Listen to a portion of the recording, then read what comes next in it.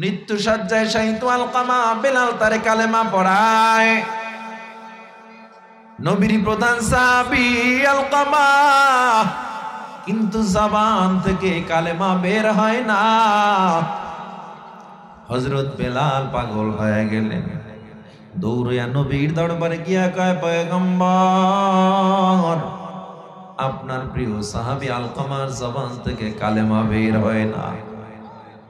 নবী আমার বড় অবাক হয়ে গেলেন, কি বলল? ও বেলাল, আলকামার জবান থেকে কালেমা বের হবে না, এটা তো সহ্য করা যায় না। কি বললা ও বেলাল? আলকামার জবান থেকে কালেমা বের হয় না। তাড়াতাড়ি তার মাকে ডাক দাও, ওর মা যদি দুর্বল থাকে আমি নবী নিজে গিয়ে ওর মায়ের সাথে দেখা করব। সুবহানাল্লাহ, কেমন চরিত্র আমার মায়ার নবীর! যেই নবীর চেহারার দিকে তাকাইলেও নিষ্পাপ মানুষগুলোর পেটের ক্ষুধা নিবারণ হয়ে যাইত। আমার নবীর চেহারায় এত আলো। হযরত জাবের একদিন পূর্ণিমার চাঁদের দিকে তাকায়, আর একবার নবীর চেহারার দিকে তাকায়। সাহাবায়ে কেরাম প্রশ্ন করে, জাবের, একবার কেন নবীর চেহারার দিকে তাকাও, আর একবার কেন পূর্ণিমার চাঁদের দিকে তাকাও? হযরত জাবের বলেন, তোমরা তো একটা চন্দ্র, পূর্ণিমার চন্দ্র দেখতেছো, আর আমি জাবের দুইটা চন্দ্র দেখতেছি। কি পার্থক্য পাইলা হে জাবের? হযরত জাবের বলেন, ফি কামারিস সামাই নুক্তা, আসমানের চাঁদের গায়ে দাগ দেখা যায়, আমার নবীর গায়ে দাগ দেখা যায় না। আল্লাহু আকবার বলেন, আল্লাহু আকবার। আসমানের চাঁদের গায়ে দাগ দেখা যায়, নবীর গায়ে দাগ দেখা যায় না। সাইয়্যিদুল কাউনাইন খাতামুল মুরসালিন, আখিরা মদবুদ ফখরুল আউয়ালিন, শুধু ওজুদাশ রহমাতাল লিল আলামিন, মসজিদে উশুদ হামারো এ জমি, তু কুজা সুন্নতে আহমদ কুজা, বা মুহাম্মদ কে বুয়াদ নিসবত তোরা। এমন মায়ার নবী আমার। এই মায়ার নবী নিজের চরিত্রটা কেমন? কয়, ওই আলকামার মা যদি না আসতে পারে আমি নবী নিজে যাব। হযরত বেলাল আলকামার মায়ের কাছে গিয়া কয়, মা গো, ও মা, আল্লাহর নবী সংবাদ পাঠাইছেন, আপনি যদি যাইতে না পারেন নবী আপনার কাছে আসবে, জরুরি কথা আছে। আলকামার মা ডেকে বলে, আমার জান নবীর জন্য কুরবানি হোক, আমি এমন কাজ করব না যাতে আমার আল্লাহর নবী আল্লাহ বেজার হয়ে যায়। বুড়ি মা লাঠিতে ভর করে আস্তে আস্তে করে নবীর দরবারে উপস্থিত হয়ে গেল। আল্লাহ নবীর কিনারায় যাওয়ার পর আমার নবী ডেকে বলে, মা গো, তোমার সন্তান আলকামা কেমন আমায় বলো, নিরপেক্ষ জবাব দিবা। ও মা, সন্তান বলে কোনো গান গাইবা না। বুড়ি এবার ডাক দিয়া কয়, ও নবী আমার, আমার সন্তান ছাড়াই আমি বলবো, আলকামার মতো সন্তান খুঁজে পাওয়া বড় দুষ্কর। আমার সন্তান আমি দেখেছি ফজর পর্যন্ত জায়নামাজের মুসল্লায় কাটায় দিছে, আবার ফজরের পর একটু হাঁটাহাঁটি করার পর আবার জায়নামাজে বসতো, চাষতের নামাজ পড়ে একসাথে উঠতো আলকামা।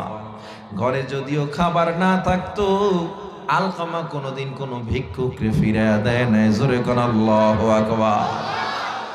আল্লাহ নবী বলে, মা, আমিও জানি আলকামা বড় ভালো সন্তান, তবে মা তুমি আমায় বলো, আলকামার উপরে তুমি খুশি না বেজার? বুড়িমা বলে, ও নবী, আমি একটু বেজার আছি। নবী কয়, কেন? কয়, ও মায়ার নবী, আলকামা আমার সাথে খারাপ ব্যবহারও করে নাই, তার মতো মা ভক্ত বাবা ভক্ত সন্তানও পাওয়া যায় না। তাইলে কেন বেজার? বলে আমি মনে করি আমার সন্তান আলকামা তার বিবিকে আমার চেয়ে একটু বেশি প্রাধান্য দেয়। মা শুধু মনে করে, সন্তান কিন্তু বাজে ব্যবহার করে না। আল্লাহ নবী হযরত বেলালকে বলে আগুন জ্বালাও, জলদি করে আগুন জ্বালাও, আলকামাকে দুনিয়ার আগুনে তাড়াতাড়ি জ্বালায়া দাও। আলকামার মা হাঁটু গিরে বসে ডাক দিয়া কয়, ও মায়ার নবী গো, আমার সন্তানকে আপনি আগুনে জ্বালাবেন না। আমার সন্তানের পোড়া দেহ আমি স্বচক্ষে দেখতে পারবো না। আমার সন্তান আমার সামনে আগুনে জ্বলবে, ও নবী এটা আমি কোনোদিন সহ্য করতে পারবো না। আল্লাহ নবী ডাক দিয়া কয়, মা গো, ও মা, আলকামারে আমি দুনিয়ার আগুনে জ্বালাবো এটাই আপনি সহ্য করতে পারবেন না, কিন্তু আপনি একটু বেজার থাকার কারণে আমার আল্লাহ একটু পরে আলকামারে জাহান্নামের আগুনে জ্বালায়া দিবে। আলকামার মা লাফ দিয়া দাঁড়ায় কয়, সাহাবায়ে কেরাম শোনো, আমি মা আলকামার উপরে খুশি হয়ে গেলাম, আমার কোনো আর কষ্ট নাই। নবীজি এবার বেলালকে কয়, যাও যাও গিয়া দেখো আলকামার অবস্থা কি। হযরত বেলাল গিয়া দেখেন আলকামার জবান থেকে জোরে জোরে কালেমা বের হচ্ছে। কেমন সাহাবী আলকামা, তাহাজ্জুদ ছাড়ে না, যে আলকামা চাষতের নামাজ ছাড়ে না, মা বাবার সাথেও ভালো ব্যবহার। আলকামা এরপরেও কেন জাহান্নামে চলে যাচ্ছিল? কারণ মা মনে করছে তার চেয়ে তার বউরে বেশি প্রাধান্য দেয়। আর আপনি আমি নামাজ পড়িরা রোজা রাইখা মা বাবার সাথে বাজে ব্যবহার কইরা জান্নাতে যেতে চাই, বোকামি ছাড়া আর কিছু না। এই জন্য আল্লাহ কয় আমল লাগবে। তাই আমল বলতে তোমরা কি মনে করছো শুধু নামাজ রোজা হজ যাকাত এগুলোর নাম আমল না? আমলের মধ্যে অন্যতম একটা হলো বান্দা মা বাবার খেদমত। কি জোরে বলেন, জোরে বলেন। মা বাবার খেদমতের প্রয়োজন আছে না নাই? করবেন তো ইনশাআল্লাহ। আর জোরে বলেন। প্রথম আল্লাহ সৃষ্টি করে মায়েরি গর্ভের ভেতরে, নাভি দিয়া ক্ষুধা মিটায়। আল্লাহ নাভি দিয়া ক্ষুধা মিটায়, মুখে না পাখুন লাগলো না, যেই মায়ের দোতলে জান্নাত সন্তানের ঠিকানা। মায়ের মতো দরদি কেউ এই দুনিয়ায় পাইবা না, যেই মায়ের দোতলে জান্নাত সন্তানের ঠিকানা। আসলা মানুষ দুনিয়াতে লাথি দিয়ে মায়ের কলি যাতে,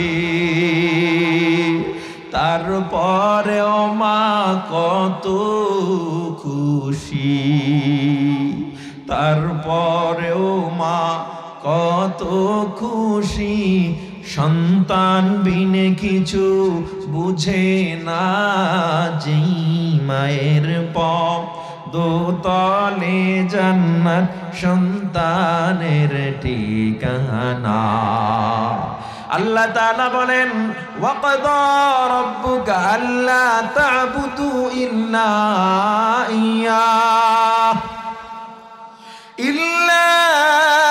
ইয়্যাহু ওয়া বিল ওয়ালিদাইনি ইহসানা।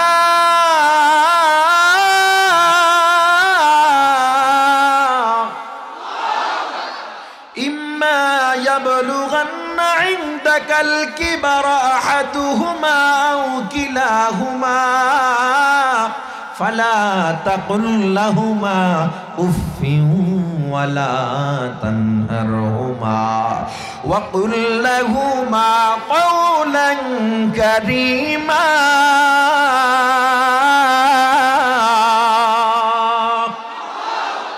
আল্লাহ বলেন ফালা তাকুল লাহুমা উফ, ডাক দিয়ে বলতো স্বামী গো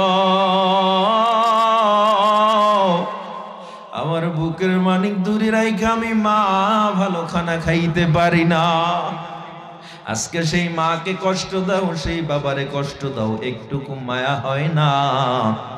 আমি জানি এখানে সবাই ভদ্র, মা বাবার সাথে ভালো ব্যবহার করেন, আমি ভালো করে জানি, বিশ্বাস করি আপনারা মা বাবার সাথে বাজে ব্যবহার করেন না।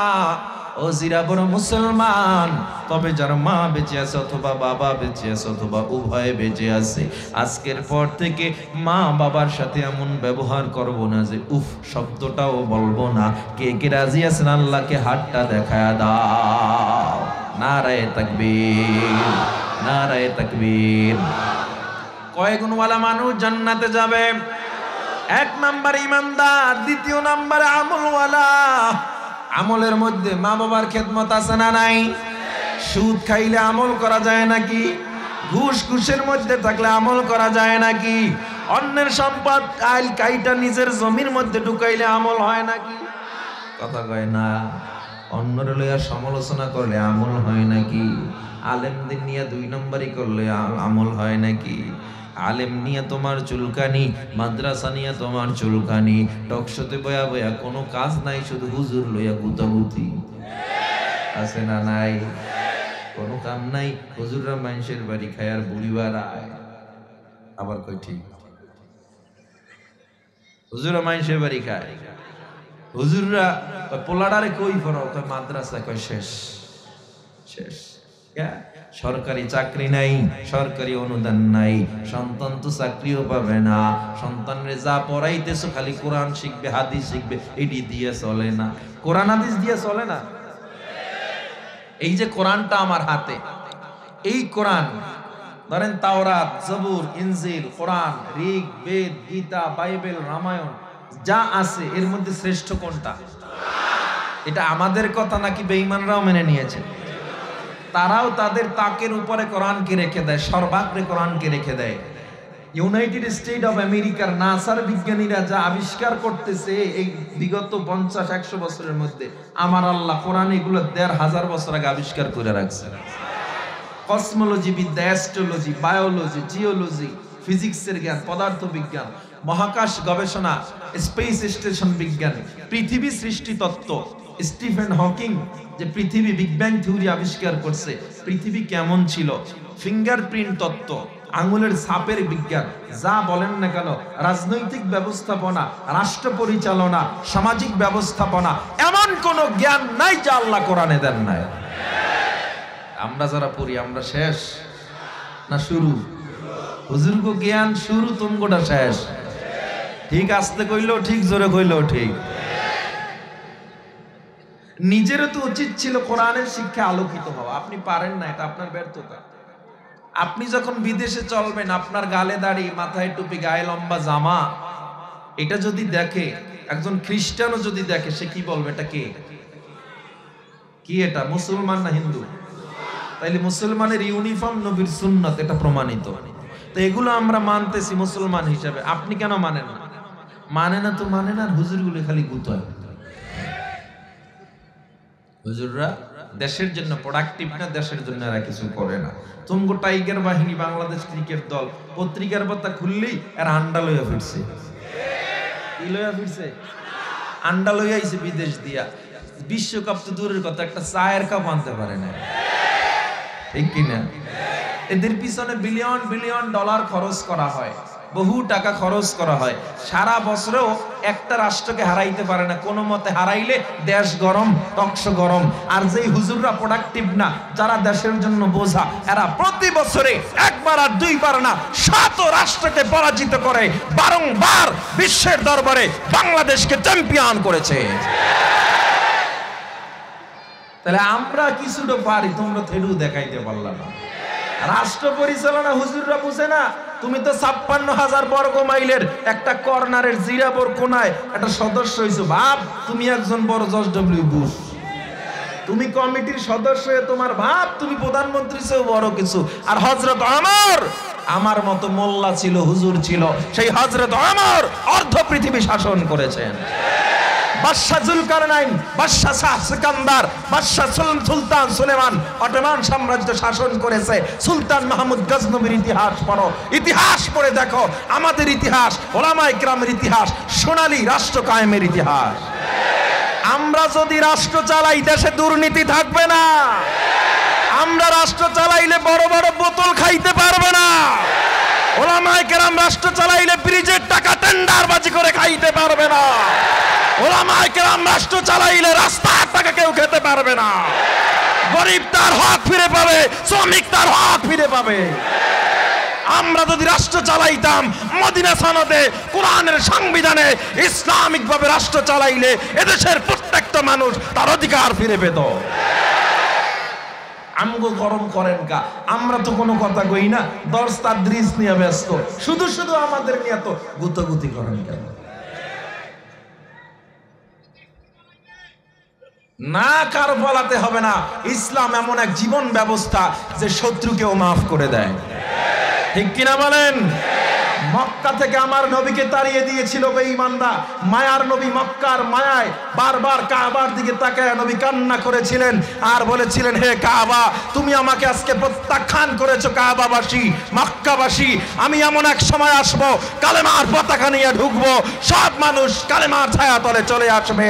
সেই নবী পথে মক্কা বিজয় করেছিল, যার বিজয়ের কারণে গোটা মক্কায় ইসলামের সুশীতল ছায়াতলে হাজার হাজার কাফের মুসলমান হয়েছিল। আমার নবী সবাইকে সেদিন সাধারণ ক্ষমা করে দিয়েছিলেন, ঠিক কিনা জোরে বলেন? ইসলাম এমন এক নিরাপদ ব্যবস্থার নাম যার হাতে সবাই নিরাপদ, ঠিক নি?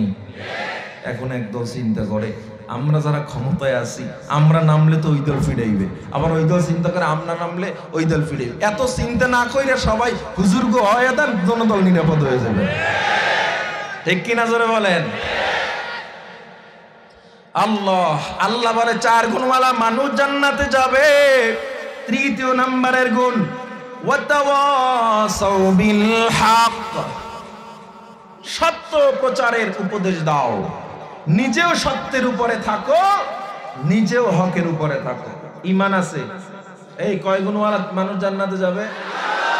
ঈমান আমল সব আছে, মা বাবার খেদমত করে, সুদ খায় না, ঘুষ খায় না, তাহাজ্জুদ পড়ে, সব ঠিক আছে, কিন্তু পিঠ বাঁচায় চলে, হক কথা কয় না। আছে না নাই? খালি আপনাদের মধ্যে নামগো মধ্যেও আছে। ইমামতি করে, কমিটির গোলামি করে, হক কথা কয় না, চাকরি থাকবে না। আছে না নাই? বক্তাগিরি করে, হক কথা কয় না, হাত করা লাগতে পারে। আছে না নাই? আল্লাহ কয় চলবে না, আমর বিল মারুফ নাহি আনিল মুনকারের দরকার আছে না নাই? সৎ কাজের আদেশ দাও, অসৎ কাজ থেকে মানুষকে ফিরাও। সৎ কাজের আদেশ দাও, অসৎ কাজ থেকে মানুষকে বিরত রাখো। চতুর্থ নাম্বার গুণ ওয়াতাওয়াসাউ বিস সাবর, ধৈর্য ধারণের উপদেশ দাও। নিজেও ধৈর্য ধারণ করো, ধৈর্যের উপরে থাকো। তাফসীর ইবনে কাসির রাইসুল মুফাসসিরিন আল্লামা ইবনে আব্বাস ধৈর্যের ব্যাপারে বলেছেন, ধৈর্য কাকে বলা হয়। উনি এই বরাতে আরেকটা আয়াত এনেছেন, মুরাদেফ আরেকটা আয়াত, ওয়ালা নাবলুওয়ান্নাকুম বিশাইইম মিনাল খাউফ ওয়াল জু' ওয়া নাকসিম মিনাল আমওয়াল ওয়াল আনফুসি ওয়াত সামারাত ওয়া বাশশিরিস সাবিরিন। ধৈর্য কারা? ধৈর্য ধারণকারী কারা? আল্লাহর পরীক্ষায়, বিপদে আপদে, ক্ষুধায়, সর্ব অবস্থায় আল্লাহর উপরে যারা তাওয়াক্কুল করবে, এরাই সেরা ধৈর্যশীলা। বলেন আমিন। আল্লাহ আমাদেরকে সূরাতুল আসরের 4টা গুণ অনুযায়ী, সূরাতুল আসরের 4টা গুণ অনুযায়ী আমল করার তৌফিক দেন। বলেন আমিন।